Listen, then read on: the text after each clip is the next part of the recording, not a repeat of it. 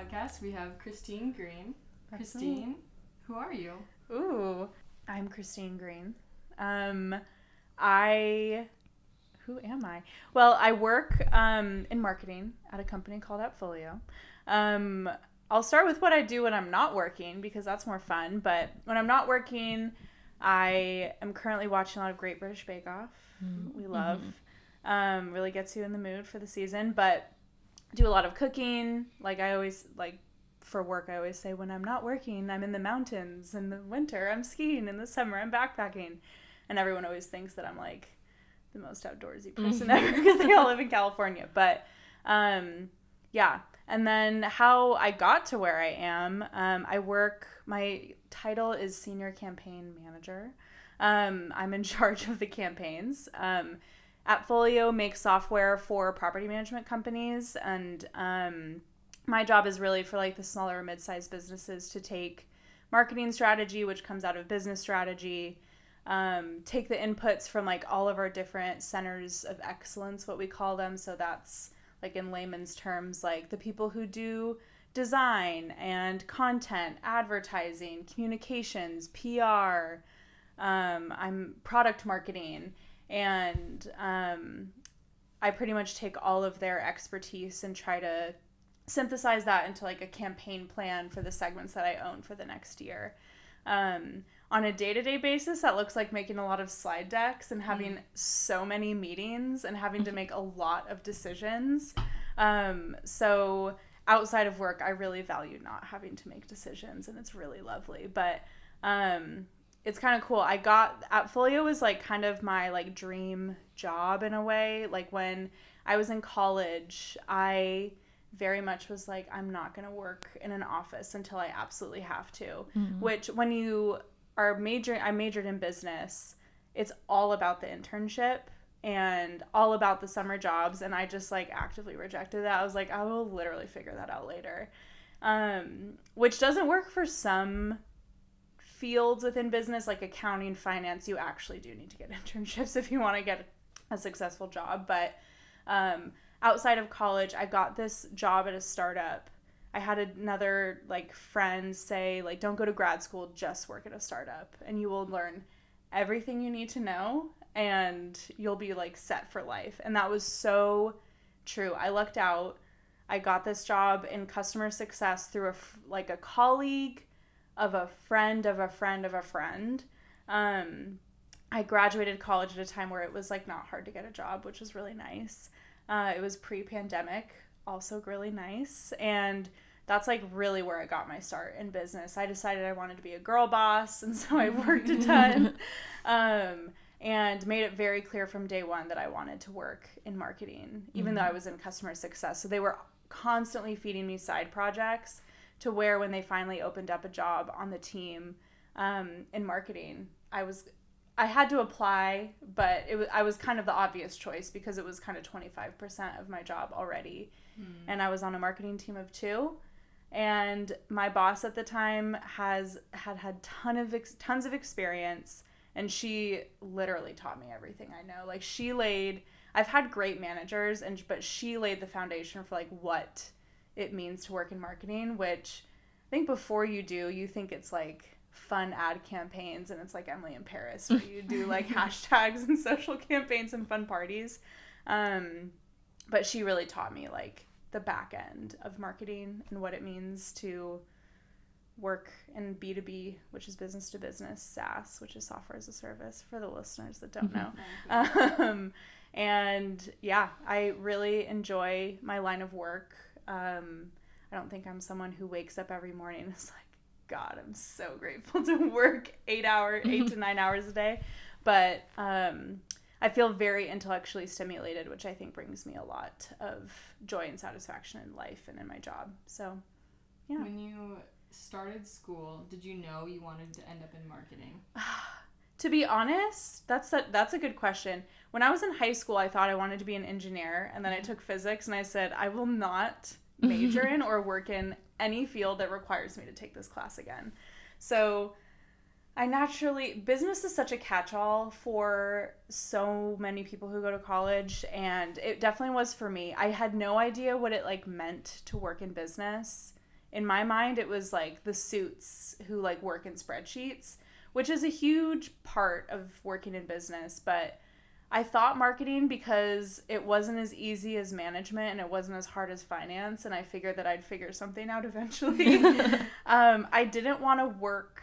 I knew the other thing is I wasn't very good at anything. I was like intelligent enough that I did well in school, but I wasn't one of those. I would not ever be described as creative, which marketing is often like the field of the creatives, and I am not that. And so it was so nice once I entered into the working world to learn that there are roles out there for people who like cannot, like Canva was the best thing that ever happened to me when I was like earlier in my career, and then also in college, because I was like, wow, I truly never would have been able to do this. I never could have been a copywriter.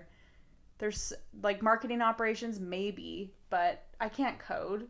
Like I'm kind of a jack of all trades, master of none, which is a nice place to be. It really allows you to let other people and their expertise shine, and then like take that and just siphon it into something that's like productive and effective. So whenever you left your startup and ended up going to Appfolio, what did that look like with the recruiting process and interviewing and making that jump? It was very random. I was visiting my now husband in Boise, where we now live, and I was just on LinkedIn one day, and recruiters were reaching out to me a lot because I had my role at my last job was demand generation manager, which is a really hot like job title, at least it was at the time. And a recruiter reached out and said, hey, I have this client Appfolio, which is crazy because when recruiters reach out, they almost never say what company they're recruiting for, like legally. And I was like, oh, I know Appfolio. And she sent me the JD, and I was like, oh, I think I can like actually do this. And Appfolio is considered like a prop tech company, so like real estate tech. At my last job, it was lease management software, so also prop tech. And so I have this industry knowledge that goes a really long way, especially I think in the interview process. And the pieces just fell together, and it's really funny. I've told my manager this before. I wasn't looking to leave my job, which is really great because it's so much better when you're running towards something than away from something. It doesn't make you bitter, which is really nice. I think a lot of people, when they leave jobs, it's because of bitterness, which makes a lot of sense. There's some people who have had terrible experiences, but I had like a lovely experience, and it was partly because like I didn't really like try very hard because I was like, if I get this job, great, and if I don't, then that's totally fine. I love my current job too. There were some challenges at my job at the time that made going somewhere else look more appealing. But overall, it was a great company to work for. And I really enjoy working at Appfolio too. So yeah, it was whenever I talk to people about like my job, I'm like, the recruiting process is not normal. Like I just like someone reached out to me and was like, here's the job that you actually wanted next. And it worked out, which was really nice. Yeah, and the stars aligned. What did the interview process look like for that? Was it were there a couple rounds, or how did that work? I think a lot of like more forward thinking SaaS companies do it this way. There's obviously like the phone screen with the recruiter, then there's a phone screen with like the hiring manager, and then it was like maybe like a 5-round interview, like back to back, largely focused on like Appfolio's cultural values and how my job and expertise and personality line up with that. It's also like the classic questions of like, they give you a scenario and they hope you have an example. And because I'd worked at a startup, I had this unique opportunity to build something from scratch.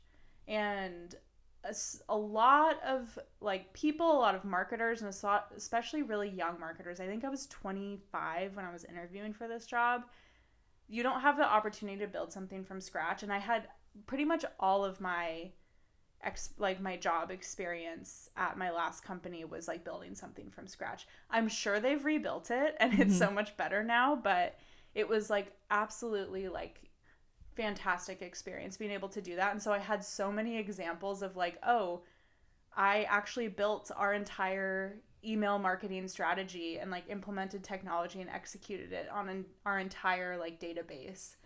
And, you know, an interviewer hears that and they're like, fantastic. Yeah. Like, we need you to actually do like 1/4 of that to do this job successfully. So it was really nice. It made the interview process go really well. I've always also interviewed quite well.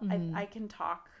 I think I come across better talking than on paper.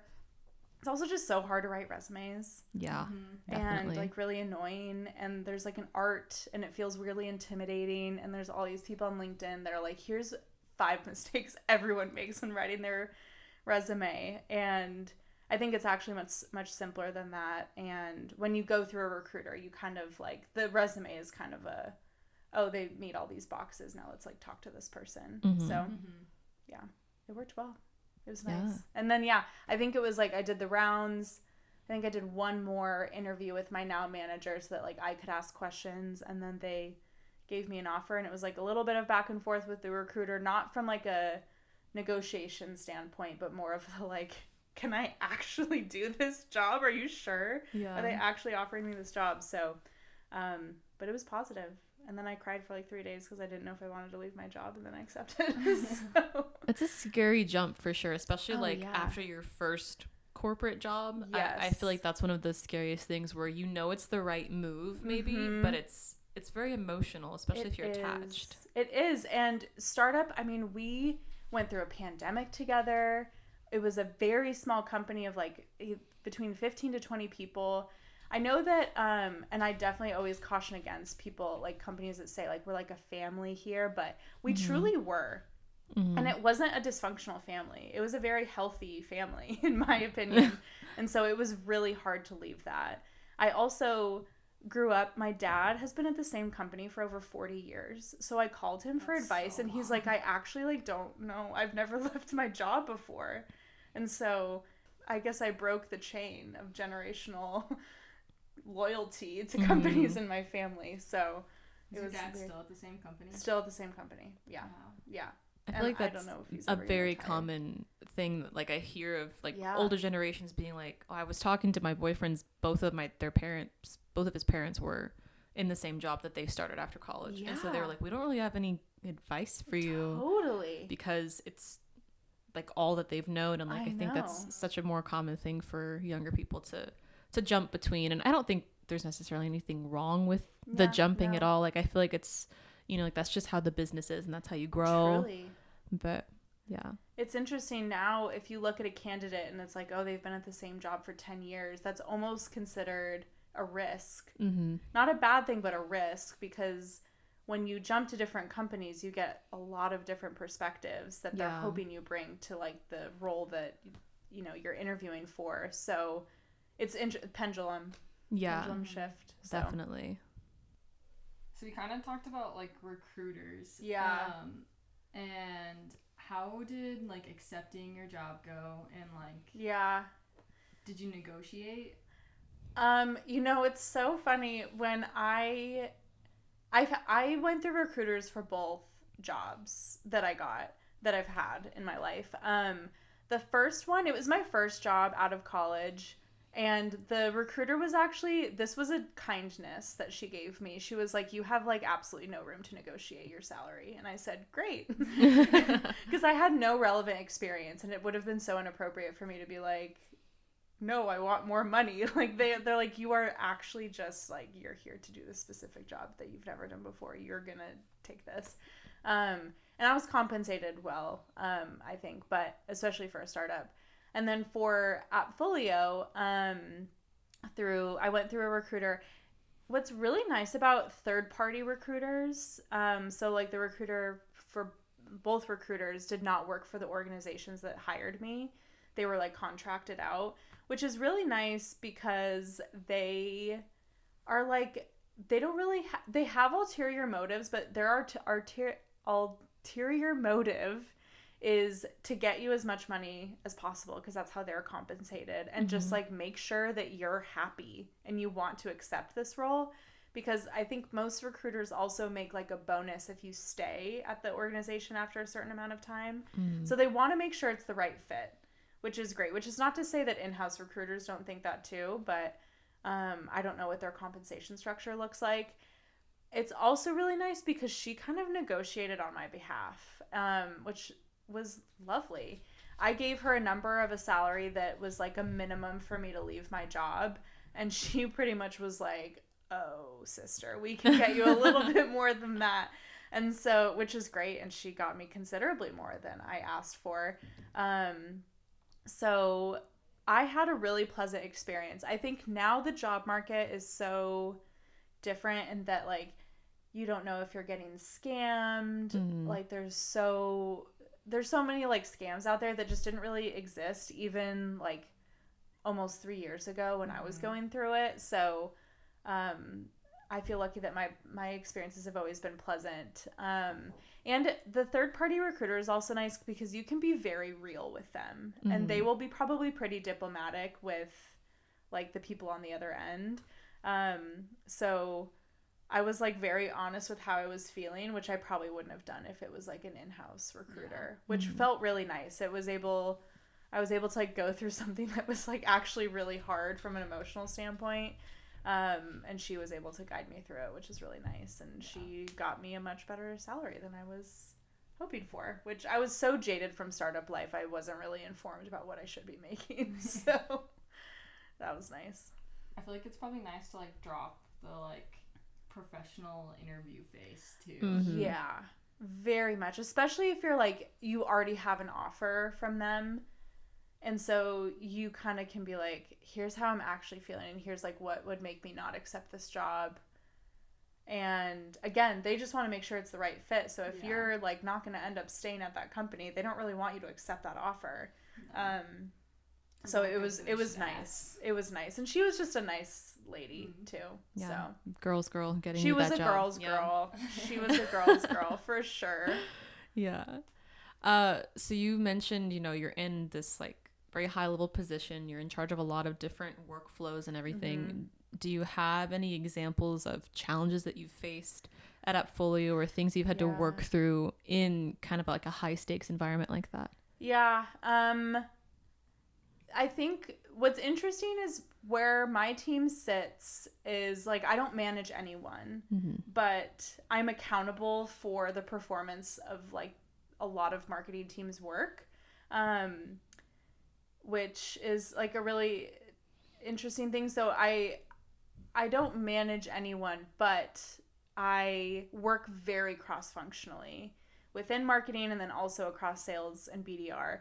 And I think, thankfully, I work on a very high-performing marketing team. I think across all jobs I've had, the hardest is when you're managing relationships and expectations outside of the marketing team. Sales can often be challenging. I think it's supposed to be challenging, and that's a very good thing. Sales, marketing owns the customer journey before they decide, like, I'd like to demo your product, and then sales owns the relationship from there. And so sales always thinks that marketing could be doing a better job to bring in more, and marketing always thinks that sales could be doing a better job to close more deals. And what's interesting is that, like, as a marketer, I don't sell. I'm not talking to prospects on the phone. And so I can have empathy and sympathy for salespeople, but I have, like, almost no context. I can listen to their sales calls and, like, have all these critiques, but I have no idea what it's like to actually be them.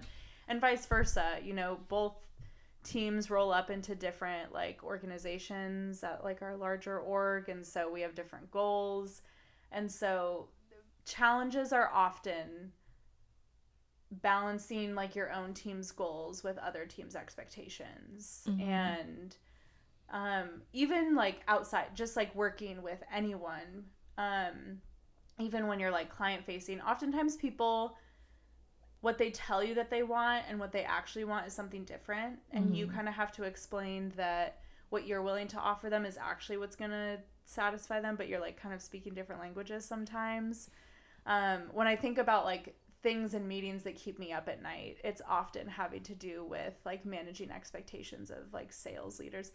I also, again, because my job is like, my seniority is like I'm not very senior in the organization, but I'm in meetings with like the VP of sales like all the time, and we are like expected to work together.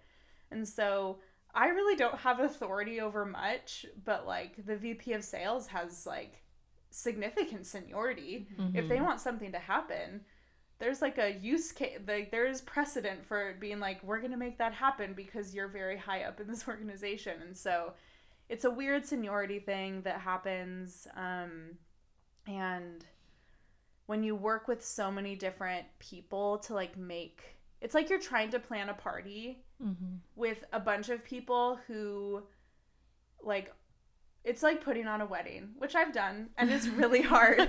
And you have so many different vendors, and you all have to like, you have this image in your head of what you want it to look like, and you have to communicate that effectively. You have to make sure that everyone's going to like show up and do their job and do it well, and that what happens in your head is actually going to come to life. And that is an art that's like an ongoing practice of mine. So that's a challenge. What would you do? Let's say the VP of sales comes to you and just gives you like an impossible ask. Like, what's your game plan? That's I say, well, why do you think that's necessary? This is what I've learned from people who are much smarter than me, is because people do a great example is like, we want to do a webinar showing this part of the product. And I go, okay, why do you think that's necessary? And they go, well, we can't really get people to show up to sales demos. But we think if like we do a webinar that's like low risk enough that like they'll actually show up. We go, okay, so what are the conversations looking like before the sales demo? Why are people dropping off? And then you kind of peel back, like, this is not a real world example, by the way. The handoff between BDR and sales is actually like really falling apart. And then you go, oh, so you don't need a webinar showing like this part of our workflow in the product. We actually need to repair this like relationship and this handoff process, which there's like a million different versions of that happen all the time. I think to be a really good marketer and to also go up against the big dogs, you have to be very data driven. And I'm grateful to work in an organization that has like really great, like we have a lot of dashboards. I'm a Tableau power user. And so you have to be heavily informed, but also you have to ask a lot of questions, and you also have to be very willing to be wrong, and for whatever's coming out of their mouth to actually be a reasonable request that you either satisfy to like for goodwill, or also it's like, well, you know, like let's like try this, and if it doesn't work, like, oh well, but then we learn something. And so that's something that I've tried to get better at recently, of like, maybe not everything that they say is like crazy, or maybe they do have a better marketing idea than marketing does. Like, we don't need to be so self-important that our ideas are always better than theirs. So what do you think separates a mediocre marketer or project manager from a really great one? Yeah, a very good question. I think it first starts, like, the marketers that I've known that are like very good at their job are very good at empathizing with the customer. When I was in school, they really only taught us like the B2C, like business to consumer, like flow, which is like any sort of consumer brand. Like, I always give the lipstick, like, you might not wear lipstick, but you could be convinced to wear lipstick. Like, you can always really imagine yourself as the consumer, because you're learning marketing as like you would want to be marketed to. But oftentimes in like B2B, business to business, you are marketing to people who like you do not know them. Like, you've never met them before.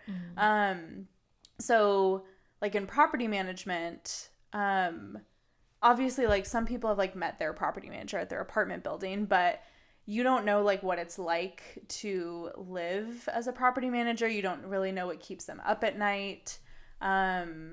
You like really need to spend a lot of time like learning about what it means to be a property manager in order to empathize with those people. It's the same across like other different types of tech, like fintech and all these other types of like technology companies that are vertically integrated, which means that like Appfolio only makes like software for a specific type of business, which is real estate, versus like horizontal would be like Snowflake. They make, they're a data warehouse for any different kind of company. So the really good marketers are very good at learning and then empathizing with the customer. Because when you onboard at a new company, you learn all about the solution. And so it really behooves you to like learn a lot about the problems, like what keeps them up at night, what blogs are they reading, how are they getting better at their job?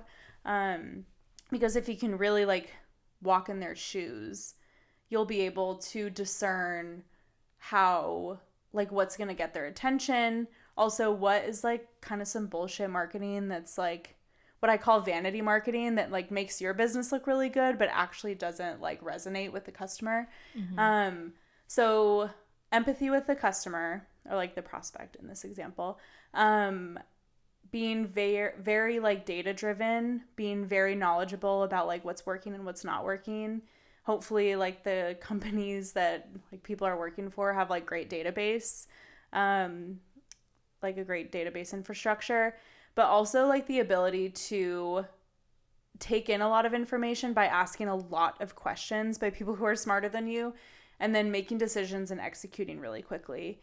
You often have to move quite fast. You have to often convince other stakeholders that your project and like your idea is really important. And so the marketers that I think are often more mediocre just don't have very like high conviction in their beliefs.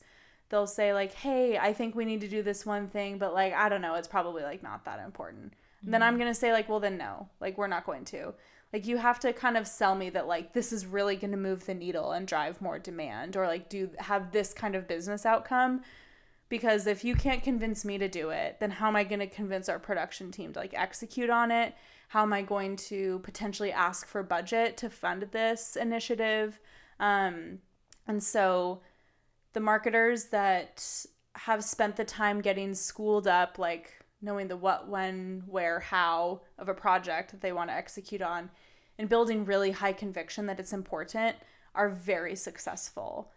Because then you build trust with your coworkers that you're only going to execute on projects that you have really high conviction about, and that if you do put your name behind it, that it's probably going to work, or at least that it'll be worthwhile for whatever you're going to learn at the end. So I think that's a good separating the boys from the men of marketers. Yeah.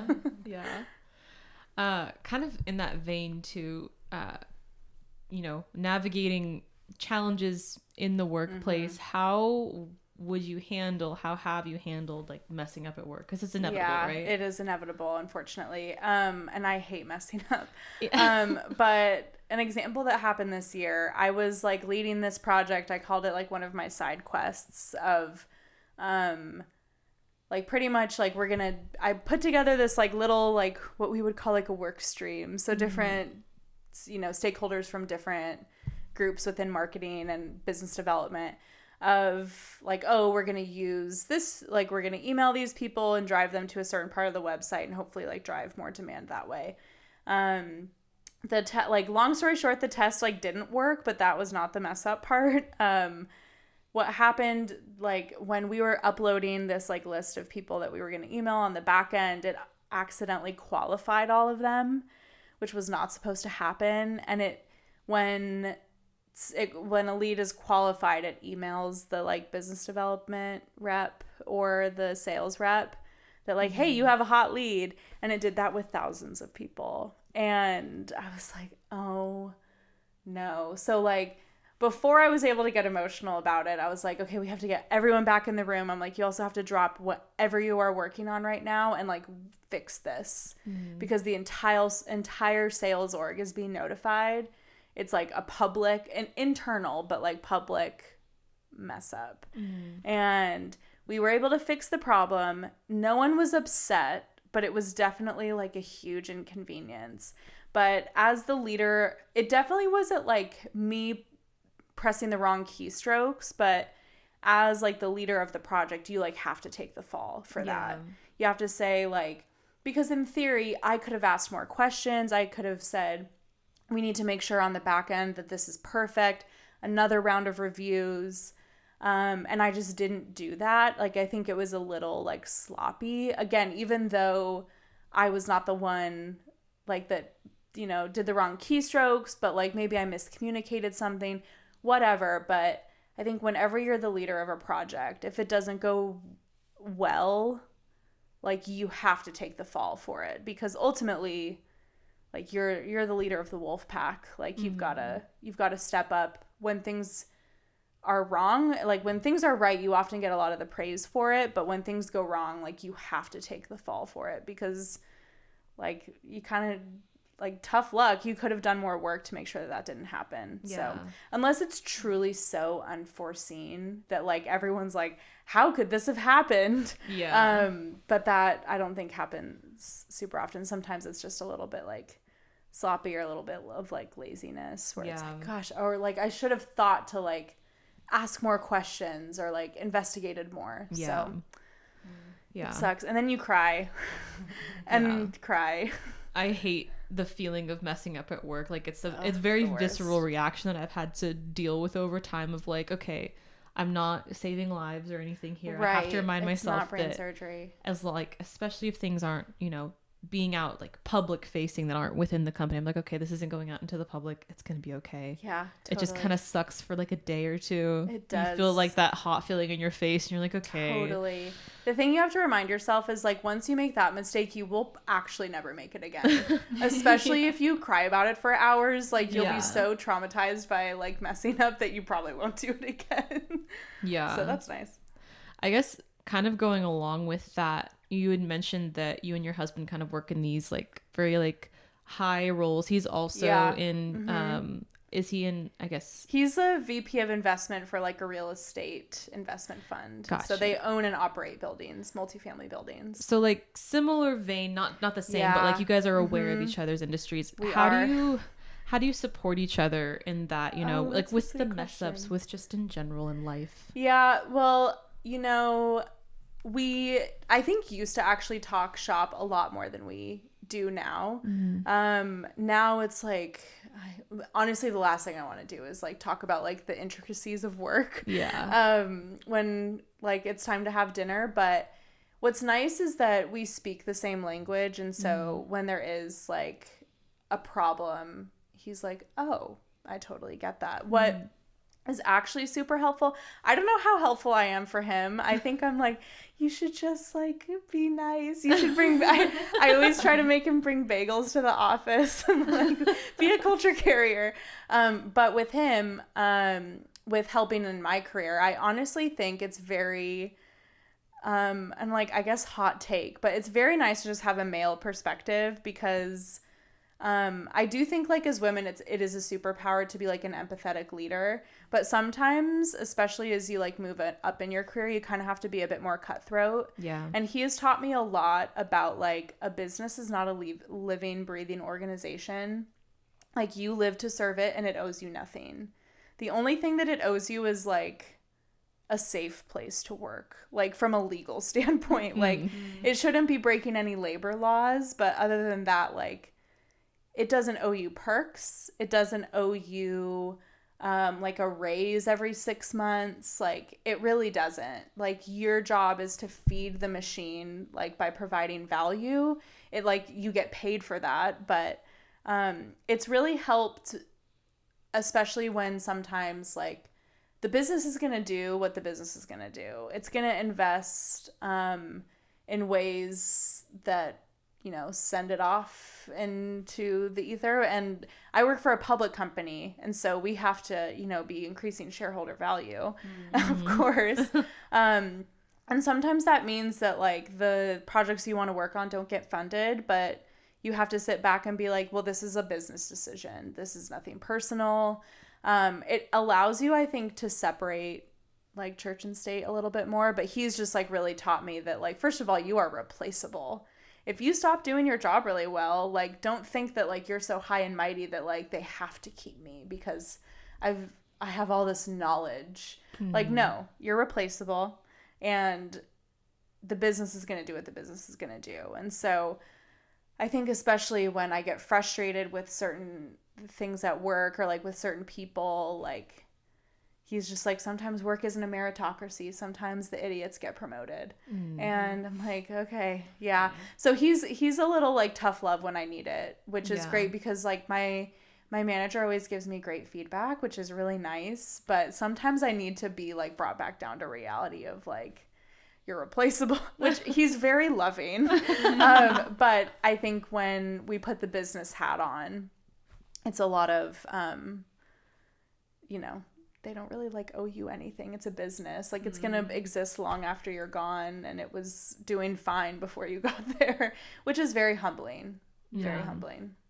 Yeah. I feel like it's kind of comforting in a way too, to like, it takes out some of the emotion of it, right? It really does. Yeah. And that has actually been super helpful for me because especially coming from my last job, like emotions were so tied up in it that it just allows you to think more critically and also look at all of the different like initiatives that come across your desk or the ideas that people bring you. And you're like, well, what's going to drive the business forward? So it actually allows you to be, it has allowed me to be more like consequential in business decisions of like, what's going to be the biggest bang for our buck. But then, I mean, he also like, when I totally like effed up at work, he was also just like, it's okay. And like, you know, he brought home dinner that night. So, you know, he's been so supportive. And I think part of the reason that I've become a more effective leader is a lot of the advice that he's given, which is great. And then I tell him to bring bagels to work. So it's a really, it's a symbiotic relationship. It's a perfect balance. Yeah, there. A perfect balance. Yeah. That's really funny. Yeah, I know. I think that's great advice, though. You know, you do want to be a culture driver. Like, that's something that he can grow into. Yeah, he manages people now, and I'm like, you're asking these people to work really long hours. Like, be the one that asks them to work until 11, but, like, we'll bring them bagels next morning. Like, that's a good leader, I think. So that reminds me, like, this summer, I was, like, our project was super busy, and it was just, like, you know what, I don't care at all if this project like fails or what, but like I just don't want to disappoint my team members. Yeah, like, right. I care about the people I work with. Yeah. And that's really all I care about. I don't care about what happens with this project. So true. And so it's like so important that like management like tries to make people feel cared for. Totally. Because then they care back. Yeah. And then they care about, well, maybe they don't care about the project, but they care about making you happy. And exactly. Or like they want you to be successful because, again, back to like the business is gonna business. Like if you are happy and do great work, it's gonna make everyone better, like and everyone more successful. And I've had I don't think I've had one bad manager, and I think a huge, like a reason why I think I'm able to do my job well, if I do it well, is my managers have always set me up for success, which is great. So bring bagels to your team, audience. Yes. Yeah, I will say, you know, so Maria and I used to work in the office together, and it's since shrunk a ton, but Maria has been critical for the culture that we had at our previous office, you know, like bringing in snacks, organizing like little parties, I don't know, just fun like things that Maria's bring people together. A culture carrier in she life. is a culture carrier. Thank you. That's a great compliment. Just wanted to highlight that. Yeah, she'll make a bingo card for like our company meetings to see. Yes, I did make one. I've suggested that, and everyone's like, "Oh," and I'm like, "Okay, never mind." It goes south really fast. Yeah, I'm sure. It has. You have to be pretty diplomatic. You don't want legal to find out. Yeah. Is the job what you expected? Oh, that's another good question.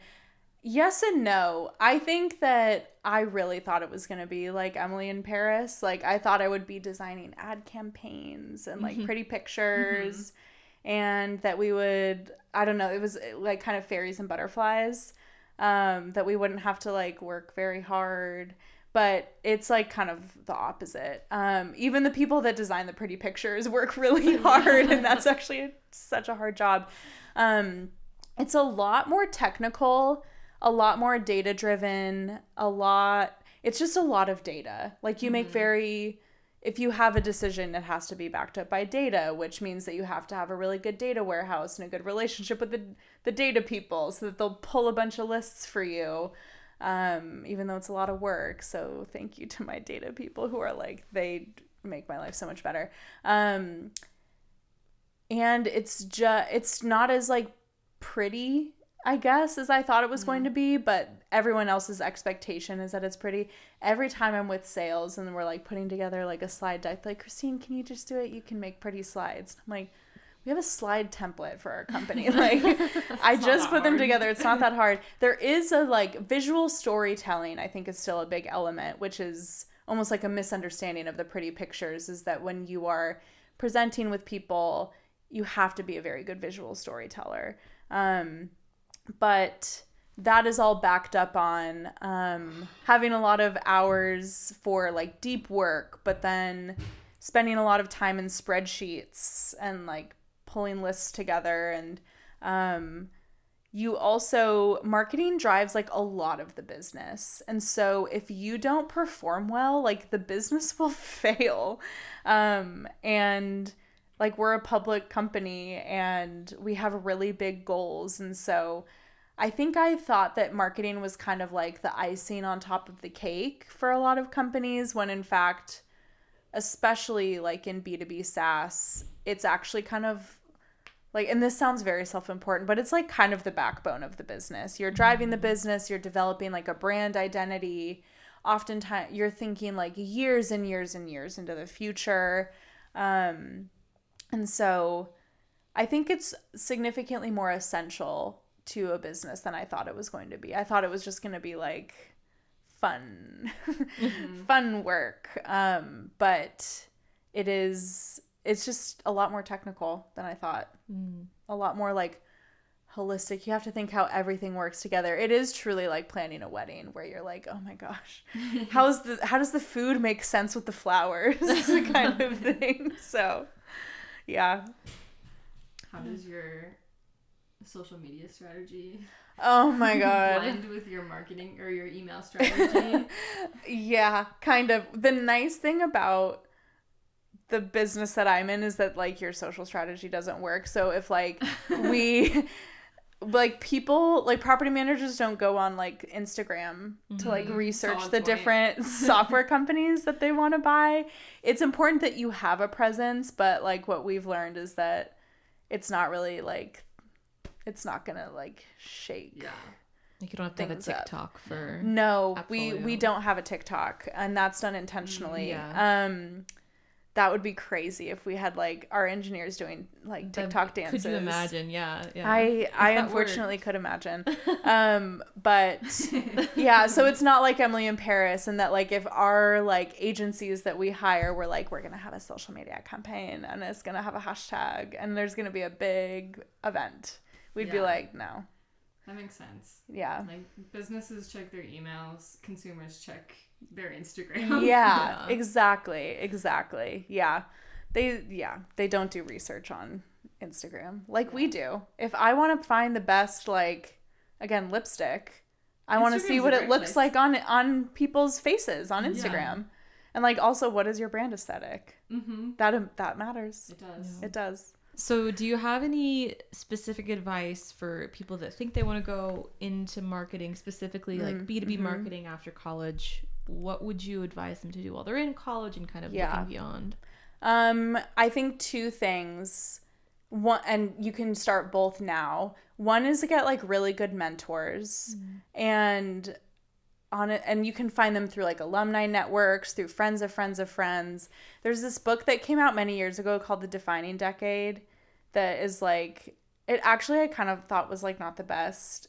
I just like didn't know anyone who could relate to it, because it's like your life doesn't start in your 30s. It starts now. And I was like, I don't know anyone who's waiting until their 30s to like start their life. Yeah. But one chapter is called The Strength of Weak Ties. and it's all about networking. And I mean, a great example is how I got my first job, which was like my high school mentor's best friend from high school's like corporate recruiter's colleague. Wow. Which is the strength of weak ties, like in a nutshell. And you will not, the job market is so challenging right now. You will not get a job simply by like submitting a resume to a big company. You will get it through referrals. If you don't, like, just, you have to ask people if people know people, like, and get intros, get coffee, like offer to buy someone coffee, just like a 15-minute Zoom call. And like, can they do that twice a year? Like, you would be really shocked at like the return on investment that is. And I think so many people are willing to do that. If someone from my college was like, can I spend 30 minutes asking you about your job? I'd be like, of course. Like, of course I would do that. And I don't know anyone who would say no to that. And also just learn how to work really hard. I think another thing that separates, you know, the boys from the men is like the ability to work and hustle really hard. The classic Kim K of like, people just don't want to work. Like, so I totally got it. Like, I know, and people were like, there's single moms with 3 jobs. I'm like, Kimberly is not talking to the single moms with 3 jobs. Or like even the people like with like more blue collar jobs, like you clock in, you clock out. Like, I don't think that Kimberly, again, is speaking to you. It's a lot of the young professionals that want a pajama job, that don't want to, heaven forbid they work past 5 and like don't want to go into an office. It's like, listen, you are like 23 years old. You exist to hustle. Like, you want to excel in life, like just work really hard. And it feels really good to work really hard, to like really pour yourself into work, get good results. And then the payoff of that is that like later in life, you'll probably have a lot more flexibility. Now, this doesn't mean that like you should be like really killing yourself at work, and like if it's having an impact on your health, that's different. But a lot of people just like cannot be bothered to work hard, and I'm like, come on. So it's something that like people in college can practice now, is just like really going above and beyond. And it is a muscle, and it does suck at first. It's like getting back into running. You're gonna huff and puff for like a couple months. And then you'll start to build really good rhythms of like, when I'm on, I am on. So that when like you step away from work, you can really decompress, because you're like, wow, I worked really hard today. And so now I can relax. So that would be my advice for young professionals. Network and like learn how to hustle. Definitely. It's like, you're not getting married and having, unless you are getting married and having kids right out of college, then like there's a different podcast for you. But if you are going into the workforce, like, hustle. Now's the time. Now's the time. Now's the time. On the other note, I know your job's fully remote. Yeah. What's the work-home life balance like? Oh, yeah. I don't do really well at this. I'll be honest. It's been like almost, I guess, 5 years now, and I'm still not great at it. My advice is try to have like bookends to your day. I love a walking treadmill. This is a new addition. Try not to be super like stagnant, I guess. But I think also like, again, like work really hard. It's very tempting to be like, oh, I'll just do a load of laundry and I'll do this. And you have to be a bit more disciplined than you are in the office. I think it's also really important, I mean, like to ask your manager if you do have a physical office, if you can go in like once or twice a year. I think that's like invaluable experience to get FaceTime with executives, with your peers. Peer pressure is so underrated. Like learning from like looking over at what someone's doing and like being like, oh, this is how I'm supposed to do it. Or like, oh, I like really need to like be working really harder than I am right now, is helpful. But I don't know. I think remote work is a bit of a slog. Because I have the experience of having gone into an office before, I'm a bit like, remote work is like kind of a bummer. But you kind of just have to do it. It's not the most inspiring advice, but try to walk every day, maybe meal prep, try to step away from your computer at lunch. But yeah, it's just, I think it's a bit of a slog. It's not my favorite thing in the world. If Appfolio had an office in Boise, I'd be there at least 3 days a week, I think. So honestly, like, I was surprised whenever I switched to remote work that I had a feeling that I was going to miss the office a little bit just because I knew the people there.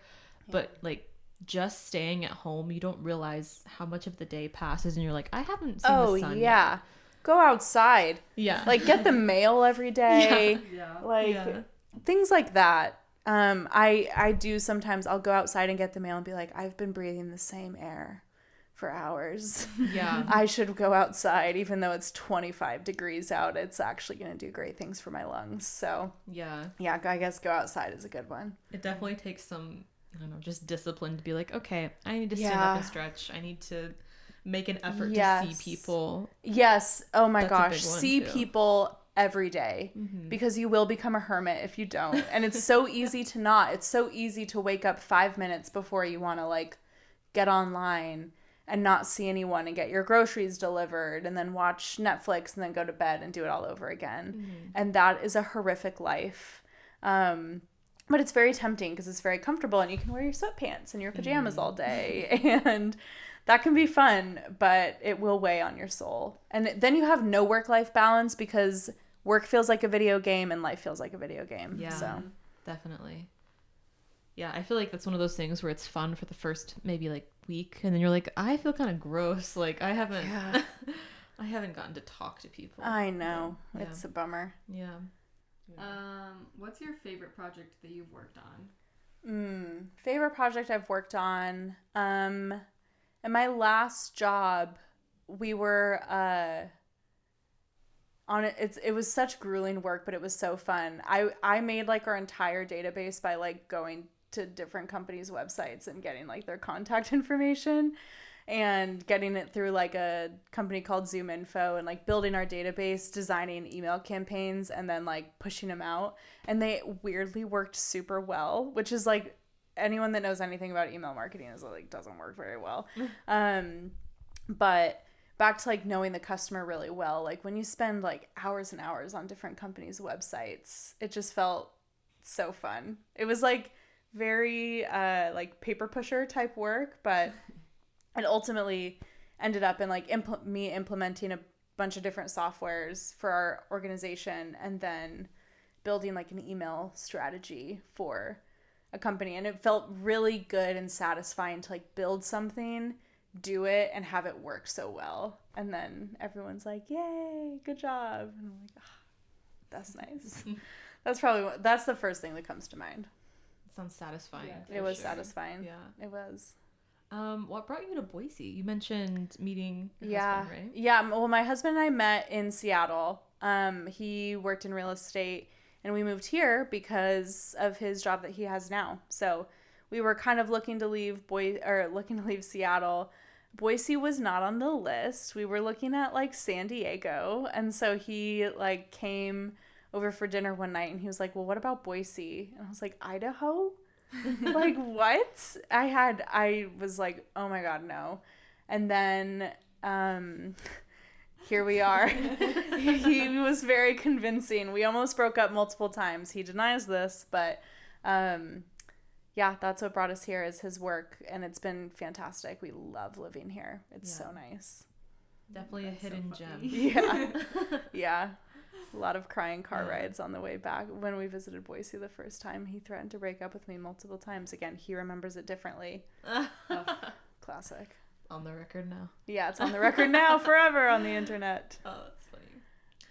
You mentioned having a lot of really good mentors. Yeah. What would you say is the best advice you've gotten from mentor or colleague? I'll just name a couple. I guess I would call her a mentor, but a gal I worked at a camp with, she was the one that was like, don't be convinced to go to grad school, don't get a job at a big company, go work at a startup. And I mean, that advice, like I only looked for jobs at startups, and that really accelerated my entire career. So that's a great piece of advice. And then, I've had my one manager at my last job. she told me a couple of things that always stay with me. One is that marketing is just really thoughtful plagiarism. Which is like, don't reinvent the wheel. Don't like legally plagiarize someone, but like if an idea looks good, just retrofit it for whatever you're working on. And then she also was the one that gave the advice of when like looking at leaving a company and going to a different job, it's better to run towards something than run away from something. If you're running away from something, unless it's like an unsafe situation, it's usually not a good enough reason to leave, because it's a very grass is greener type thought process. But if you're running towards something, then that's like a more optimistic growth mindset, happy approach to leaving a job. It's interesting. I mean, I'm kind of the youngest on my team by a long shot, but I've had like a pretty fruitful career. But also feel very like lucky in the, like I've been dealt some really good hands. Not to say that I'm not like, I haven't earned my keep or anything, but I think for people in like any line of work, if you are very like opportunistic, if you work really hard, you're like very inquisitive in your job, you can accelerate in your career quite quickly. And that has been true for me. Knowing when to like leave a company because you'll learn more elsewhere, getting great mentors. I think I benefited very early on by like really not knowing what I wanted to do, and so I was like, well, I'll just like kind of go towards the shiniest object. And the shiniest objects have always panned out for me. Thankfully I've again got really great mentorship early on, a great reminder that I need to like keep seeking that out. And just like I think consistently try to like develop yourself, develop your skills, rewrite your resume every 6 months. It's a great like practice to remember, like, first of all, to keep track of what you're currently working on, because I just filled out my self-evaluation today. I don't remember what I was working on in February. And so it's a really nice way to like keep track of what you're doing, and like you can also then reflect back on it and like how much you've grown, like mentally, emotionally, spiritually in your job. And yeah, this has been lovely.